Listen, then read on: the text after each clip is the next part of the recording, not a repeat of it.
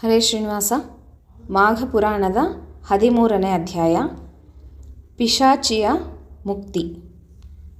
ಗೃತ್ಸುಮದ ಮಹರ್ಷಿಯ ಮಾತುಗಳನ್ನು ಆಸಕ್ತಿಯಿಂದ ಆಲಿಸುತ್ತಿದ್ದ ಜಹ್ನು ಮುನಿಯು, ಮಹನೀಯ, ಆ ಪಿಶಾಚಿ ಯಾರು? ಅದು ಮಾಘ ಪುರಾಣವನ್ನು ಹೇಗೆ ಕೇಳಿತು? ಹಾಗೆ ಪುರಾಣ ಶ್ರವಣ ಮಾಡಿದ ಅದರ ಪಿಶಾಚಿ ಜನ್ಮ ನಿವಾರಣೆ ಆಯಿತೆ? ದಯವಿಟ್ಟು ತಿಳಿಸಿ ಎಂದು ಕೇಳಿದನು.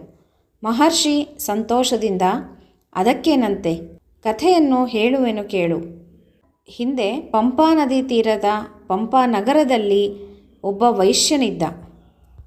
ಅವನು ಭಾರೀ ಹಣವಂತನಾಗಿದ್ದರೂ ಪರಮ ಲೋಭಿಯಾಗಿದ್ದನು. ಇಕ್ಕಲಾರದ ಕೈ ಎಂಜಲು ಎನ್ನುವಂತೆ ನಡೆದುಕೊಂಡಿದ್ದನು. ಯಾರಿಗೂ ಕೈಯೆತ್ತಿ ಒಂದು ಕಾಸು ಕೊಟ್ಟವನಲ್ಲ. ಕಾಲವಶನಾದ ಅವನು ನರಕದಲ್ಲಿ ಬೀಳುವಂತಾಯಿತು. ಒಂದಾದರೂ ಪುಣ್ಯ ಕಾರ್ಯ ಮಾಡಿರಲಿಲ್ಲವಾದ್ದರಿಂದ ಅವನು ಭೂಲೋಕದಲ್ಲಿ ದರಿದ್ರನಾಗಿ ಹುಟ್ಟಿದನು.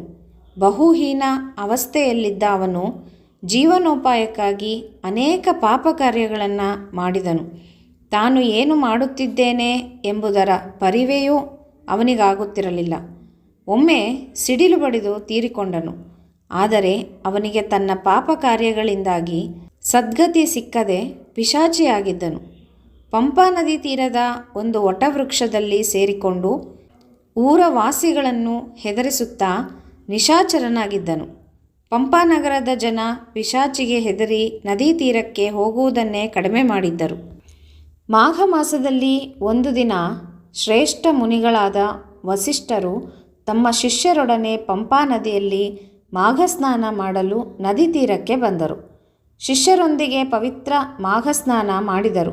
ಬಳಿಕ ಮಂಡಲ ರಚಿಸಿ ಶ್ರೀಹರಿಯನ್ನು ಸ್ಥಾಪಿಸಿ ಶ್ರದ್ಧಾಭಕ್ತಿಗಳಿಂದ ಪೂಜಿಸಿದರು.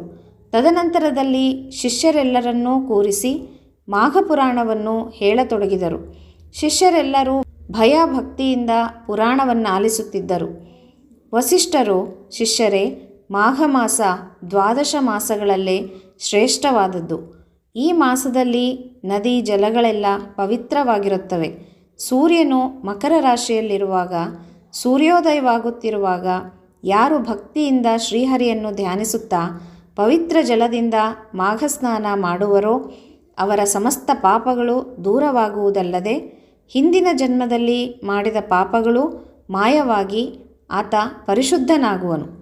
ಆದರೆ ಮಾಘ ಸ್ನಾನವನ್ನು ಉಪೇಕ್ಷಿಸಿ ಸ್ನಾನ ಮಾಡದವನು ಮತ್ತಷ್ಟು ಪಾಪಿಯಾಗಿ ನರಕವಾಸಿಯಾಗುವನು. ನಮ್ಮ ಕೈಯಲ್ಲಿ ಯಾವ ಪುಣ್ಯ ಕಾರ್ಯಗಳನ್ನು ಮಾಡಲಾಗದೆ ಹೋದರೂ ಮಾಘ ಸ್ನಾನ ಮಾಡಿದರೆ ಸಾಕು, ಮಾಘಾಧಿಪತಿಯಾದಂತಹ ಮಹಾವಿಷ್ಣುವಿನ ಸಾನ್ನಿಧ್ಯ ಪಡೆಯುವರು ಎಂದೆಲ್ಲ ಹೇಳುತ್ತಿದ್ದರು. ವಸಿಷ್ಠರು ಹೇಳಿದುದನ್ನೆಲ್ಲ ವಟವೃಕ್ಷದ ನಿವಾಸಿಯಾಗಿದ್ದ ಪಿಶಾಚಿಯು ಕೇಳಿಸಿಕೊಂಡಿತು. ಅದು ಕೂಡಲೇ ಮರದಿಂದ ಕೆಳಗಿಳಿದು ಮಹಾಮುನಿಗಳ ಮುಂದೆ ಕಾಣಿಸಿಕೊಂಡಿತು. ಬಳಿಕ ತಾನು ಮಾಡಿದ ಪಾಪ ಕಾರ್ಯಗಳನ್ನು, ಹಿಂದಿನ ಜನ್ಮದಲ್ಲಿ ಅನುಭವಿಸಿದ ಸಂಕಷ್ಟಗಳನ್ನು ನಿವೇದಿಸಿಕೊಂಡಿತು. ವಸಿಷ್ಠ ಮುನಿಗಳು ಪಿಶಾಚಿಯ ಮಾತುಗಳನ್ನೆಲ್ಲ ಕೇಳಿಸಿಕೊಂಡು ಪಿಶಾಚಿಯ ಪಾಪವನ್ನು ದೂರ ಮಾಡಲು ಮಾಘಸ್ನಾನ ಮಾಡಿಸುವ ನಿರ್ಧಾರ ಕೈಗೊಂಡರು. ಮಾರನೆಯ ದಿನ ಸೂರ್ಯೋದಯವಾಗುತ್ತಿರುವಂತೆ ಪಂಪಾ ನದಿಯಲ್ಲಿ ಪಿಶಾಚಿಗೆ ಮಾಘಸ್ನಾನ ಮಾಡಿಸಿದರು. ಬಳಿಕ ಮಾಘಪುರಾಣ ಶ್ರವಣ ಮಾಡಿಸಿದರು. ಇದರಿಂದ ಪಿಶಾಚಿಯು ತಾನು ಹಿಂದಿನ ಜನ್ಮದಲ್ಲಿ ಮಾಡಿದ ಎಲ್ಲ ಪಾಪಗಳಿಂದ ನಿವೃತ್ತನಾಗಿ ಉತ್ತಮ ಶರೀರದಿಂದ ವೈಕುಂಠವನ್ನು ಸೇರಿದನು. ಜಹ್ನು, ಕೇಳಿದೆಯಾ?